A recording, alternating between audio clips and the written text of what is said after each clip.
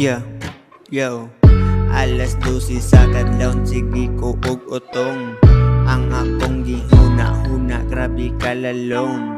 Sa akong mga kaagi, di ko kapugong. Grabe kalisod man yun, grabe makaguol. Grabe na unsa ni sila, wa ko kasabot nila. Dili ko makalimot sa akong mga kaagi. Ang mga pahiyoman jud nila kay pagkagrabe. Alas 12 sa kadlawon, magsige man kog huna-huna. Basta maabot na jud ng inana nga orasa. Bisan unsa lang jay mahuna-hunaan sa una. Katong sa una nga ambot na unsa man to sila. Grabe man yung kakita ang katong sa una.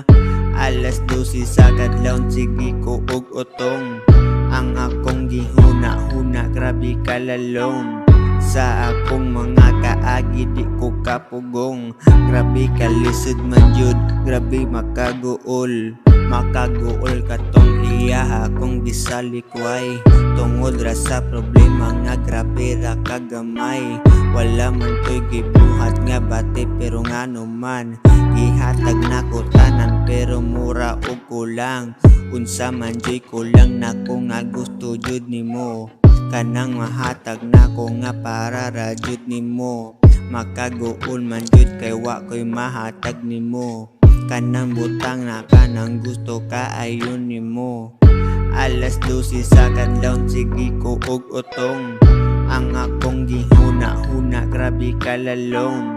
Sa akong mga kaagi, di ko kapugong. Grabe kalisod man jud, grabe makaguol. Alas 12 sa kadlawon, sige ko og utong. Ang akong gihuna-huna, grabe kalalong. Sa akong mga kaagi, di ko kapugong. Grabe kalisod man jud, grabe makaguol.